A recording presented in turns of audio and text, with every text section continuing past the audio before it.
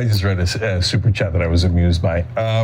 Okay, here, I'll read it for you guys. Leox writes in, to Cenk, who paternalistically believes that he can set the timetable for another man's freedom, who lives by a mythical concept of time, and who constantly advises the trans to wait for a more convenient season. Sit down.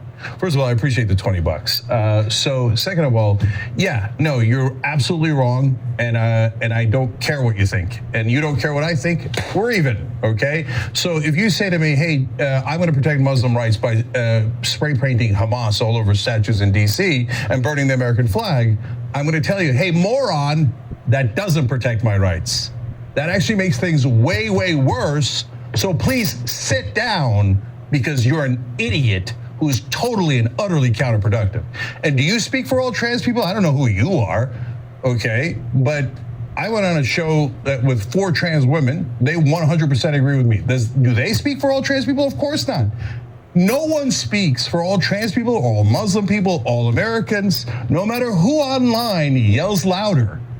Oh, I'm the one protecting them because I have the most counterproductive moronic strategy where we go super extreme. And when we go that extreme, the Americans will love us. No, they won't. They'll hate trans people. Don't do that to them. By the way, every one of the people who say we're anti or I'm anti-trans is a giant liar, okay? So, for example, I do the Jillian Michaels interview. I get Jillian to agree, yes. Trans people should be protected in bathrooms. They should be able to go to any bathroom they like. They should be protected in the military. They shouldn't be kicked out of the military. Did anyone ever tell you that in the shows that you were watching? Of course not. They just said, oh my God, he said that they shouldn't be forced into professional sports. How dare he? I am the great protector of trans people. And I will tell you what is true, and I speak for all trans people and all marginal communities. Bull crap. You don't speak for anyone. So run your mouth, and I don't care. And you think you're like Martin Luther King because you have these insane ideas of putting, like, again, I hate to use this example, but it's the most over-the-top thing I've ever heard. Putting people like Floyd Mayweather into women's boxing. You think you're helping trans people? Because if he declares himself, I know it's a stupid hypothetical by Piers Morgan, but you can't say yes to that hypothetical. You can't argue that that is the correct strategy for trans people because you're going to cost them their rights. And you have. We had it on bathrooms in the military. And then you morons insisted, no, these extra privileges are constitutional rights. You don't have a constitutional right to play in the WNBA. You don't. Okay, and when you insist on absurdities, you drive hatred towards that community. Stop hurting my community, the Muslim community. Stop hurting the trans community. Stop being so stupid. All right, back on TYT, Cenk, John, and Jordan with you guys. Also, some guy and Amir Mujakovic, I believe. Thank you for signing up, guys. We appreciate it. Disco Stew. Thank you for gifting 5 memberships. And all right. I'm going to do one comment here real quick from Super Chat. Ryan Isbell wrote, and Wolfpack has been fighting to get money out of politics for 14 years. How's that going for them, Cenk? Your own logic for Nancy Pelosi used against you. Oh, you're so clever, Ryan. So the guys at Wolfpack are like mechanics and electricians and nurses, et cetera. They're all beautiful American people, not involved in politics otherwise. They're trying to get money out of politics. How's it going? They miraculously won in 5 states, including California, and including states like Illinois in the middle of the country. They did amazing, amazing work. And they did it for 99% of people there are volunteers. There's a couple of guys who get paid so terribly there. Nobody else has ever taken any money from Wolfpack. They're barely surviving. The Democratic Party, the establishment Democrats came in and just torpedoed Wolfpack. They called all the state legislators at the Democratic level and said, don't you dare be in favor of a convention. And they did overwhelming propaganda. And they even have liberal hosts like Tom Hartman doing dumbass propaganda against a convention that could get you an amendment and actually bring you real change and take money out of politics. So what are you going to do? You're going to blame those poor guys because you'd like to score a point against me? Okay, fine, blame me. I didn't magically get money out of politics, even though we've been trying so effing hard for the last 14 years. Are you happy now? Okay, oh, okay, great. Oh, you failed at getting money out of politics. What the hell did you do? Tell me who's this idiot? Ryan, moron, what did you do? What did you do to get money out of politics? What did you do to improve the Democratic Party? What did you do to defeat Trump? What did you do productive? What did you build? What did you build? Did you build anything? No. So unfortunately, we have a giant left-wing spectrum, okay? There's a tiny percentage at the very, very, very, very end of it. And all they like to do, because they're radicals by nature, that's why they're at the end of the spectrum. They think maximum super extreme policies on everything drive the American people to hate our entire side and never build anything, never be productive, instead burn everything down. Oh, there's someone on our side who doesn't agree with me 1%? Well, I'm the God. I set left-wing policy. So if he doesn't agree with me 1%, burn it down. What did you build? And my answer for the radical left is, so far in my history, having done this for 25, 30 years, the radical left has built nothing. They are destroyers. All they do is destroy. So I'm not interested in that. So if you're radical left and you want the most extreme policies that the American people absolutely hate, and you want to tear down everyone else on the left, I'm going to fight you. I'm not going to say, oh my God, I'm so scared. Oh, are you going to cancel me? Or are you going to, you're going to say some bad things about me? You already do anyway, because you're a bunch of morons. So come at me, come on, let's go. And all reasonable people, all people who actually believe in 99% of Democratic voters, who actually want to get positive things done in this country, who want paid family leave, who want Medicare for all, who want these things, higher wages, who cares about the American people, and who doesn't want to play silly culture wars. I'm more pure, I'm more, me. Okay, I'm not interested in your crap. Take your crap somewhere else. Don't worry, there's a million shows now. They'll feed you that crap every day, that crap sandwich. Oh yeah, we're the purists. Yeah, yell Nazi louder. Oh, I'm sorry, I burned him down, What did you burn down other than the Democratic Party, other than the left, other than a single accomplishment? You've never fought for any of the bills. You've never fought for policy. This audience has fought for policies and for positive results. We fought for Bernie, we fought for Progressive Pledge, we fought for the Populist plan, we fought for $15 minimum wage. We fought for all of these things. And yes, at Wolfpack, I'm so proud of those guys. They fight with all that they have for it. Wolf-pack.com. For God's sake, if you're gonna try to burn someone's house down, go for it. I know you pyromaniac loser radicals, that's all you have in your arsenal. But once, when you're at home, can you just ask yourself, look in the mirror and go, wait, have I ever built anything in my life? Instead of just yapping, have I actually tried to pass a bill? Have I for 1 second thought, how do I help people? How do I pass a bill that affects people's lives? How do I get people elected? How do I get them elected? What happens after they get elected? How do you hold them accountable? No, all you've ever done is, I am so pure. Since I have the most radical policies, since I am the least popular person in America, I'm the purist. Yes, but what's step 2 and what's step 3? How do you actually help the average American? Oh, you haven't thought of that. Of course you haven't. Now watch. After this, of course, it'll go viral because like the guys, what do they call that thing at the bottom of a boat? Whatever they are, right? After they get this and they'll do videos about it, like, oh my God, we got more videos on Young Turks. We're such losers that our whole lives are centered around the Young Turks. What pathetic losers. Oh, I criticize the Young Turks for a living. You must be so effing proud. Okay, so they'll get this, and then you know what they'll do in the next day? All of a sudden, the radical left, the 13 losers online, will go then and be like, oh yeah? No, we had a plan all along. What was our plan? What was our plan to get people elected and pass bills and get Medicare? Oh, right, we yelled Nazi louder than you. Which voters did that win over?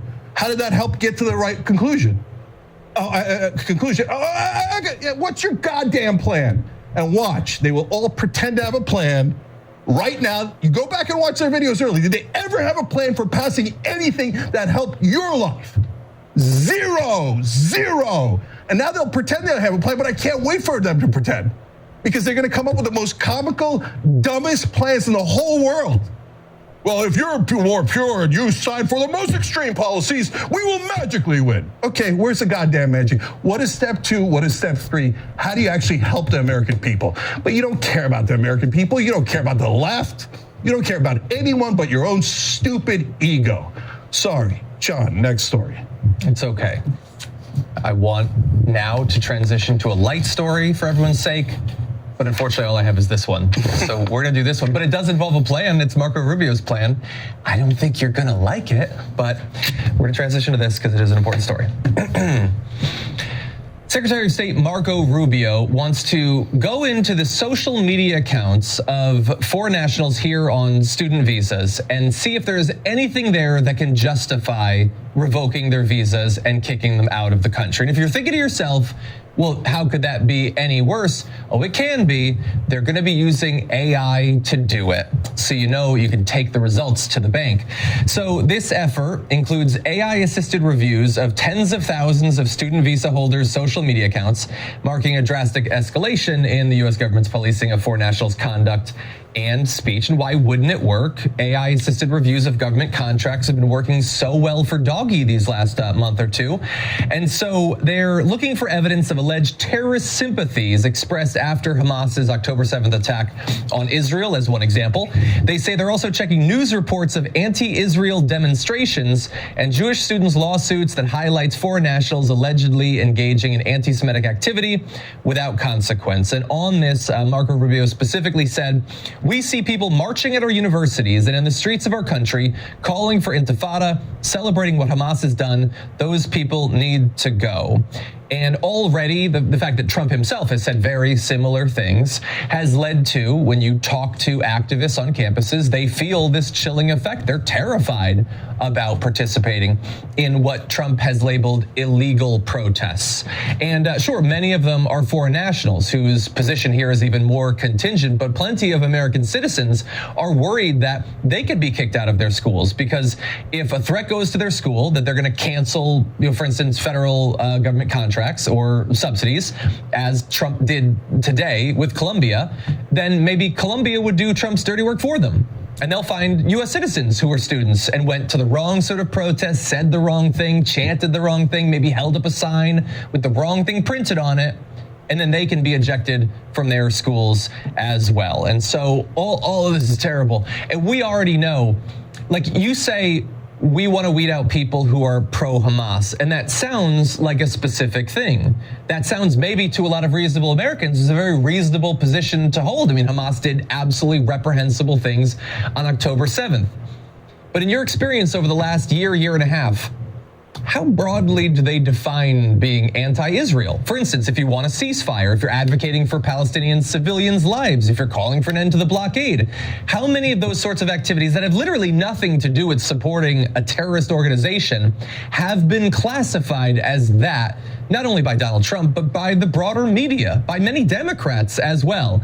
And so this has, look, it's anti-First Amendment. The involvement of AI makes it deeply inhuman, and it also has, I think, the very real potential of going quite broad in who this is going to target. Yeah, all right, I've got strong opinions on this. I'm shocked. Yeah, and so Trump, Fetterman, all the Israel bootlickers, come for me, okay? So these guys serve Israel. They do not serve America. This is because Donald Trump got $337 million from the Adelson family. Fetterman and almost all the corrupt congresspeople in this country are completely and utterly bought by AIPAC and other Israeli interests. Everyone, this is not in dispute. AIPAC was the #1 donor in this election cycle. Everyone in mainstream media lies on behalf of Israel, either explicitly or implicitly, by not mentioning this fact. In fact, if you mention this fact, what will they call you? An anti-Semite. So facts are now anti-Semitic. Interesting, okay? So that's not anti-Semitic to say that's the top lobby. Is it anti-drug company to say the drug companies are the top donors, which we've said 1,000 times in all the other election cycles? No, they use anti-Semitism as a prop for protecting a foreign government. So the whole idea is utterly absurd. So we've given Israel $300 billion, and now they control, guys, if Israel had given us $300 billion, then I could at least see the logic of it, right? But no, we've given them $300 billion. We arrest anyone who criticizes them. We cut funding to our universities if they dare to have anyone criticize the beloved and great Israel. Why? Obviously, because of the legalized bribes. If there's a person or a host or a reporter that's not telling you that, they're lying to you on purpose to protect the strongest thing in America, Israel. So these are overwhelming and obvious facts, and now a ton of the right wing agrees. And soon there will be a rebellion. And there will be a rebellion against Trump. There will be a rebellion against Fetterman and all of the people who are, say, Israel first and that America's dirt. Who cares? You shut up, and your only job is to serve Israel. And if anyone dares raise their head in America, dares to criticize their boss, there will be severe consequences. And here it is. It's not like they're bluffing. They're going to take away $400 million. So is it really because they're criticizing Israel? They say, well, no, we're worried about anti-Semitism. Wait, why aren't you worried about Islamophobia? Are you, because, both sides yell at each other nonstop. The Israelis, do you know that at Columbia, an Israeli supporter ran over the kids who were for peace with a car, got arrested for it. So wait, trying to murder Muslim students, Palestinian students, by the way, also Jewish students who were part of the peace protests, trying to murder them doesn't lead to congressional hearings, doesn't lead to money being taken away, doesn't lead to trying to protect Muslim students. Almost every Muslim student in every one of these protests in every college has been called a terrorist by Israeli supporters. I've been called a terrorist 1,000 times by Israeli supporters, just for daring to say, could you please stop murdering Palestinian children? Anti-Semite terrorists, they'll say, okay? All right, so where do we go to get people's funding pulled? Oh, right, we didn't bribe all of Congress. We didn't bribe Trump. We didn't bribe Biden. Yes, they're legalized bribes thanks to the most corrupt Supreme Court anywhere in the world that just legalized bribery. Say, buy politicians, buy them all you want. So now Israel is saying to Colombia, how dare you? Don't you know who's in charge? How dare you? Oh, but how about Islamophobia? Can we say that? Shut up! You're not allowed to talk about any other religion or country other than Israel. Okay, can we protect Christians? Shut up! The only thing that matters is anti-Semitism. Anti-Semitism. Guys, do I think anti-Semitism is a good thing? That's a terrible thing. I don't want anti-Semitism.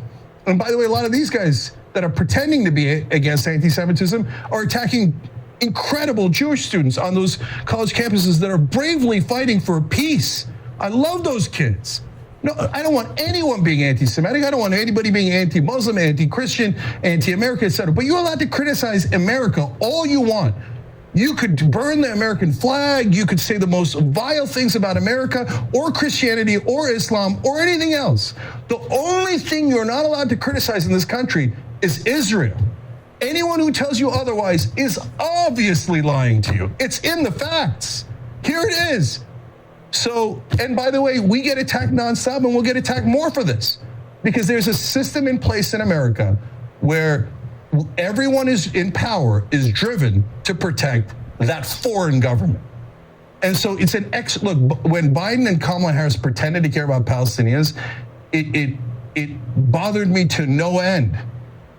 Because they said, oh, we care so much about their lives. Send 20 billion more to Israel. Slaughter them. Slaughter them. I want to pay for that genocide. Oh, but I care about Palestinians. But then Trump comes in. Oh, I'm going to do peace. I'm going to kill everybody in Gaza, drive them into the desert. Who cares? I'm going to get casinos in Gaza. And don't you criticize Israel. Make Israel great again. What happened? You said you were America first. You said you were America first. And guess what? Now even your own voters realize you're a total liar. You're a waiter for Netanyahu holding in his chair like a little servant boy. Dance for him, Trump. Next time Netanyahu comes to town, I mean, he's humiliated Biden. He's humiliated Trump. He's humiliated all Americans. When he came in, he gave a speech about how dare you let your students have free speech. You're to cancel anyone who criticizes Israel. And Congress, standing ovation, standing ovation. Yes, our true leader, Netanyahu. They're all corrupt. They hate America. They don't give a goddamn about America. All they want to do is serve Israel because they got paid to serve Israel. That's what this is. Jordan.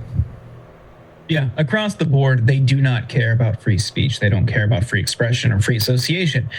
Everything that they do around Israel violates our core constitutional rights.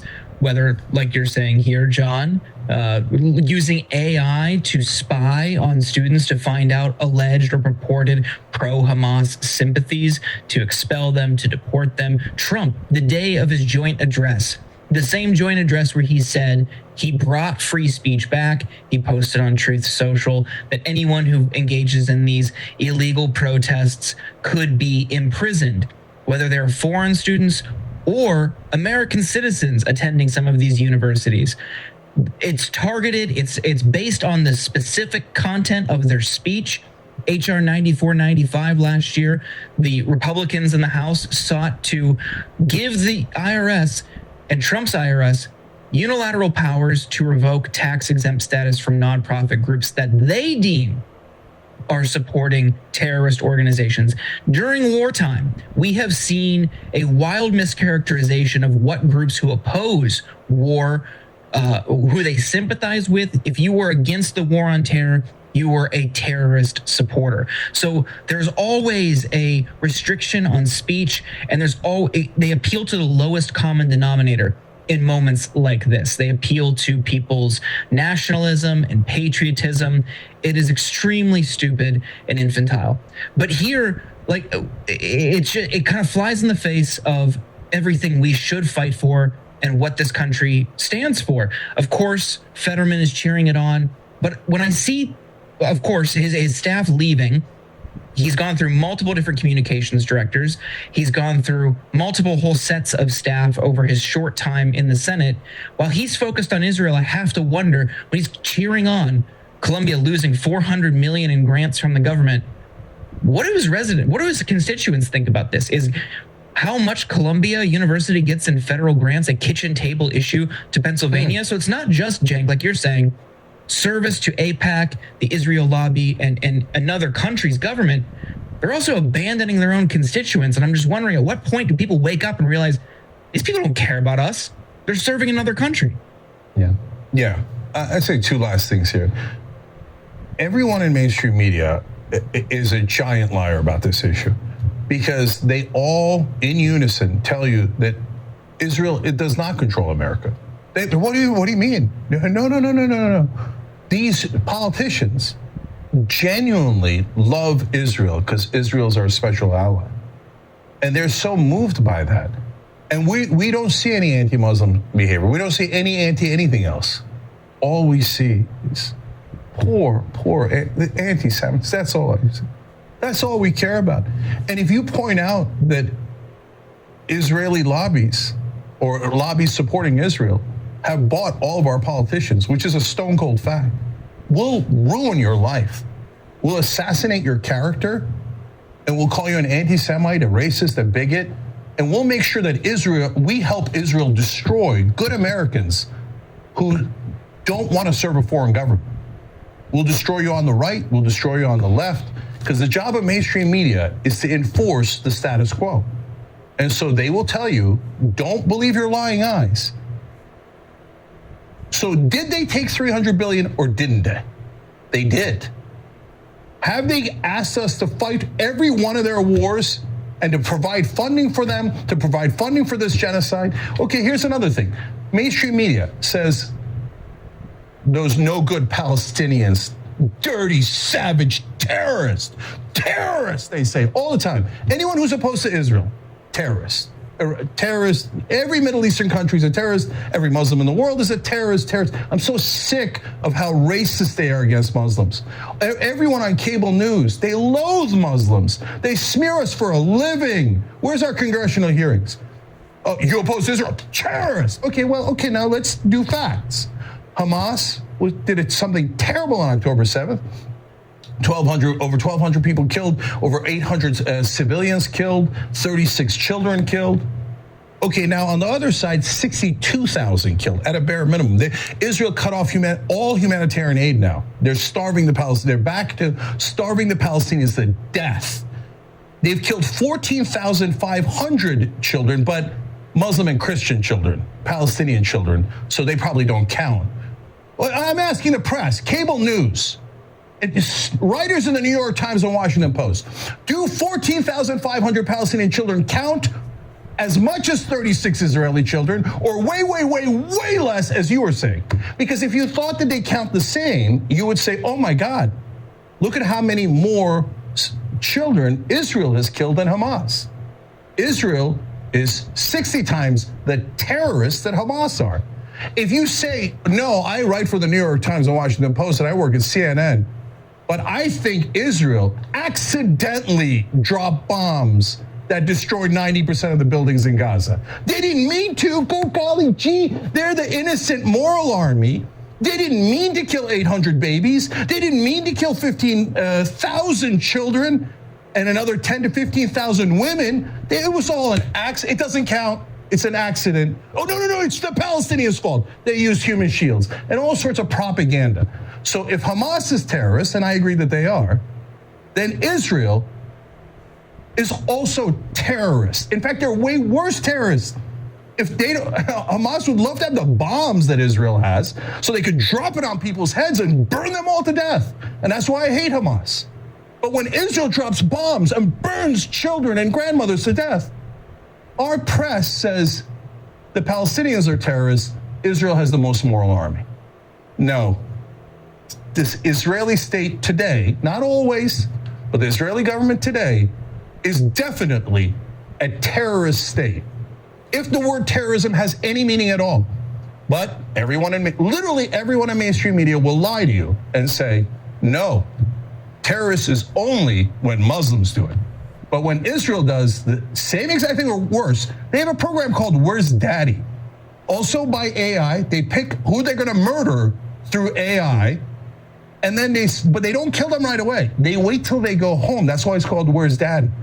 And when the person picked by AI goes home, they drop a bomb on him to make sure they murder his whole family with him. What part of that is an accident? What part of that is collateral damage? No, the government of Israel is 100% a terrorist state at this point. But for saying things that are obviously true, I will get in trouble, and the people lying to you will be promoted and celebrated. So go ahead, Fetterman, go ahead, Trump, go ahead, Biden. Lick all the boots you want, but now mainstream media is not the only source of information, and the truth is out.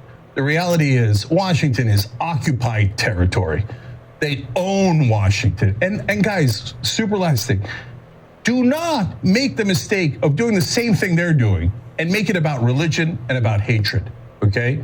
It has nothing to do with Jews or Jewish Americans. Do not attack people based on their religion at all. That is so counterproductive. It is immoral. It is the wrong direction. Some of the best fighters we have for protecting American interests and being fair and protecting Palestinians are Jewish Americans. Bernie Sanders, Jamie Raskin, Dave Smith, and the list goes on and on and on. And those wonderful Jewish students on all those college campuses that are fighting for peace. Well, our issue is not at all with Jewish Americans. The people who say that are giant liars. I don't know if they believe it or not. Some of them maybe are so crazed in their minds that they believe it, but largely they're lying to you, pretending that we hate Jews in order to protect their beloved government, the foreign government of Israel. And it's not anti-Semitic to say that the Israeli government is doing something wrong. In this insane, absurd situation, it'd be like if you criticize the Turkish government and I said, you're anti-Turkish, that's it. I want you canceled forever and ever, and you shouldn't have any speech rights, and I want your $400 million, and I want you arrested, and I want you deported because you're anti-Turkish. When you take any other country but Israel and you plug it into that equation, it sounds insane. It sounds like what a lunatic who just escaped a mental asylum would say. No, of course the Turkish government doesn't mean that you hate Turks criticizing them. Turkish government does things all wrong all the time. So does the Norwegian government, so does the Russian government, so does every government. But the only one we're not allowed to criticize is Israel. And there's only one reason why. They bought all of our politicians, almost all of them. And yes, they bought them just like the other lobbies do. The oil lobbies, the bank lobbies, the drug lobbies, but they did buy them. And they didn't buy them on behalf of Jews or Jewish Americans. They bought them on behalf of a foreign government that is totally occupying ours now and just taking all of our money and oppressing our people and saying, you are not to apply your Constitution. I don't care about your First Amendment. Your First Amendment is meaningless to me, it's trash to me. Instead, you will bow your heads to Israel. And I'm sick of it. I'm not going to bow my head anymore, and none of you should bow your head to the terrorist state of Israel. I hope that they get elections, they elect a new government that actually believes in democracy and morals, and that we have a two-state solution and they live in peace and happiness forever. But these terrorists, I don't want them getting a single more dollar of American taxpayers and bossing us around and telling us what to do. You're not America. You're a different country. So go take care of yourself. Why do we have to constantly treat you? You're one of the top economies in the world. You have universal health care, we don't. You have paid family leave, we don't. Why do we have to keep giving you money? No. Anyone who gives Israel money is a sucker who doesn't mind serving the terrorist Benjamin Netanyahu. Young Turks. Drop it. All right, back on the TYT Power Panel. Cenk Uygur, Jordan Yules stayed over. Thank you for being with us, brother, and let me yell for about 20 minutes straight in the last hour. And Sharon reads back. Sharon, passionate Cenk. Hey, news for us. I do. Let's begin with homework, constituent homework, Cenk, Jordan. This one is out of Colorado. And there he is. Democratic voters are demanding more from their party. Representative Jason Crow out of Colorado's 6th district is putting some of the responsibility back on them. So, maybe this is part of a new strategy. I can tell you what, the energy is high, the enthusiasm is high. People are ready to roll up their sleeves. They're ready to fight and preserve our democracy, our community, to fight for the vulnerable. This administration is not what Colorado signed up for. We certainly are not supporting the direction this is going, and we're ready to work to push back on it. All right, so I guess the question I have for you guys, and Cenk, you start. What do you think about this approach? Crow pushing back, encouraging his constituents, saying, look, you're part of this thing too, an elected official. I don't know, is it fair for an elected official to say, look, you're part of this heavy lift too? Yeah, so normally it would, and his suggestions are perfectly fine. The problem is the context of the Democratic Party. So when the Democratic Party wins and they're in the majority, they say, well, look, it's your job to push us to do these bills. No, it was our job to get you elected. It's your job to get the bills passed. But they'll pretend that it's our job. And then when you go to push them, and this has happened over and over again with Clinton, Obama, Biden, every time a Democrat wins, they go, oh, no, I'm not going to do anything. You have to push me to do it. So that's when you look at Trump. Look, I don't agree with any of his policies, but he doesn't need any help in pushing forward. He doesn't go to his base and go, well, I don't want to do it, but if you push me, maybe I'll go 10% in that direction. He goes 200% in the wrong direction right away. So when the Democrats are in the majority, they say, no, I don't want to do anything. You have to push me. Don't push me, by the way. You have to push me, but don't push me. So I'm so sick of their games. So now they're in the minority. So they come and they go, okay, now you guys have to do the active resistance. Okay, yes, I agree with that. But brother, you're in power. Like, I know that you don't have the majority, but you have a powerful seat. Like, Bob in the middle of Colorado can't have the microphone that you have at any time that you want. You can give a speech in the floor of the House. You can go on CNN. You can go and do anything and then amplify that message 1,000 times, 1,000,000 times more than any average citizen can. So my question back to them, yes, but what are you doing? What are you doing? And I'm not picking on Jason Crow. His list is perfectly fine. I'm saying overall for Democrats and certainly for Democratic leadership. And I know what they can do. I've said it a couple times, happy to say it again. But the reason they don't do anything is because they're not actually driven by anything. You guys have heard me say this 2,000 times. Paid family leave's at 84%.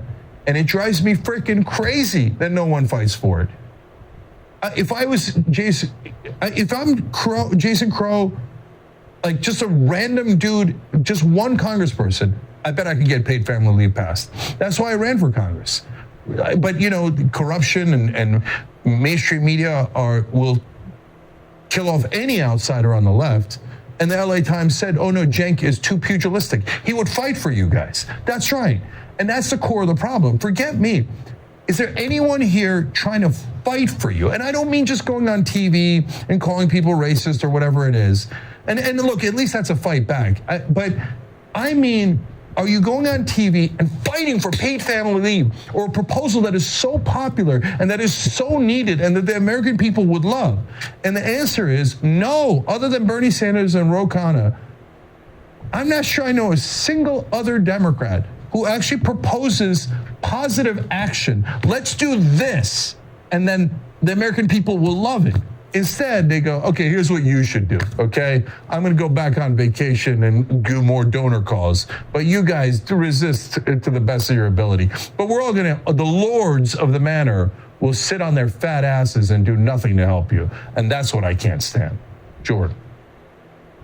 Yeah, I don't entirely hate this, but I'm with you, Cenk. If the Democratic Party had a clear, concise opposition strategy and Democratic leadership in Congress demonstrated they had a plan that they were working on and executing, then it's here's how you can help.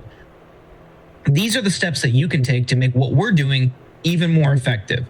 But you have now, a couple days after the joint address, Democratic leadership expressing disappointment over how their fellow Democrats protested or interrupted during the joint address. You just spent the entire election cycle saying Donald Trump was a threat to democracy, likening him to Hitler, saying that this is the greatest threat to democracy this country has ever seen.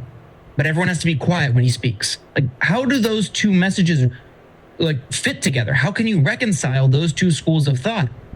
So when your leadership is doing that, it demonstrates to voters, we don't have anything. We're going to just sit on our hands, twiddle our thumbs, and just hope that somehow, like you've talked about this week, James Carville will just demonstrate that he is, James Carville's school of thought is they'll be so reckless, they'll be so bad, it'll blow up in their face. They're just going to wait for something to magically happen. No, they've got power. They're unchecked. They're going to do everything they can as fast as they can because Democrats aren't in a position to stop. So if Democrats had an opposition strategy, then it's here's how you, the constituents, can help. Here's how we can be even more effective. Here's how we can be even more stronger in our obstruction. But I think the voters and the constituents are totally right. Ask them, what are you doing? Because it doesn't seem like much. Yeah, it almost feels like, and this is probably going too far, but that they're rather enjoying it after having so many battles over the last 10 years, the fatigue. Let's just let the other side take all the oxygen and then we'll regroup and just pop our heads, back up like little gophers or something. Do you think this kind of strategy calling out the electorate can work? Or I like Crow too, but it almost made me angry. Like, are you kidding me? I'm asking you what you're going to do, and you're pointing back at me. But can it work? I'll give you the last word before the break. Yeah, it can work. It's fine if it's done in tandem with our elected representatives. But our elected representatives aren't doing anything. They're just avoiding responsibility and saying, I don't know, why don't you guys do it?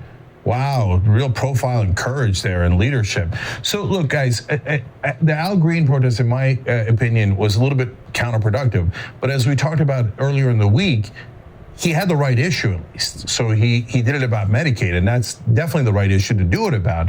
So if you're going to be Democratic leadership and you're going to go tell Al Green to go sit down, as they did this week, I think it was yesterday, and they are yelling at their own representatives, Jasmine Crockett, Maxwell Frost, etc., and they're telling them, shut up, don't fight back. It's incumbent upon you then, Hakeem Jeffries, to have your plan. You can't just say, don't do your plan. You have to say, okay, now here's my plan, and do you see why it's better, and I need you to be more productive and come and join me in that plan.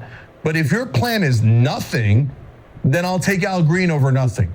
I'll take any action, I'll take a pulse over Hakeem Jeffries and Chuck Schumer. And so, for example, on Medicaid, Okay, look, real quick, what should Democrats do? I'll say it in every time so that you're not confused. They should have a coordinated media strategy, and that doesn't mean get a consultant talking point and just blabber about it. It means authentically fight for something. Then number two, pick the most unpopular things that they're doing and focus like a laser beam on those. They cut cancer research, they cut cancer research, they cut cancer research. By the way, that was so unpopular. Mike Johnson today had to go on TV and say, okay, sorry, we're bringing cancer research back. But the Democrats do that? No, it was like their own constituents that yelled at him so much, et cetera, that got them to, like the Democrats had no strategy on that. If you saw every Democrat on TV and podcasts and radio fighting back on cancer research, and then they backpedal on cancer research, then we give the Democrats credit and we go, oh, hey, nice job on that, right? So you have a coordinated strategy on the Medicaid cuts, and you all go out there and go, they're cutting Medicaid, and they're doing it to give $4.5 trillion to the rich, and I can't believe it. Then that's a coordinated strategy that could work. And focus your energies on the least popular things that they're doing, and then find something super popular on your side that you proactively fight for. As I said, it could be paid family leave. The other thing it could be, but this is the thing that Democrats would never, ever, ever do, and this is the heart of the problem. You could say, hey, you know what the real problem is? They're letting the donors run the government. Elon Musk is their top donor. He runs domestic policy. Miriam Adelson is third highest donor, and she runs foreign policy, and that would be true. And they could prove that in devastating fashion, but they won't. They'll just attack Elon Musk for his tweets and stuff, but they won't get into fighting against money in politics in the donor class because they have their own donors and they love money in politics. So the reason the Democrats don't do anything is because they don't want to do anything. Because their donors told them, your job is to sit there and pretend that you're in favor of popular policies, but never, ever, ever do them. That's why they're betraying you and letting you down. We need a new Democratic Party. There needs to be new leadership that isn't, oh, kumbaya, let's hold hands with Hakeem Jeffries and Chuck Schumer and walk together in the prairie. No, your job to get a new Democratic Party is to defeat those guys and be the new leader of the Democratic Party that actually gives a damn about the American people, the average American, and what the Democratic Party was supposed to be about. That's what they should do. But this current leadership will never, ever, ever do that because they don't want to do that. All they want to do is serve the donor class.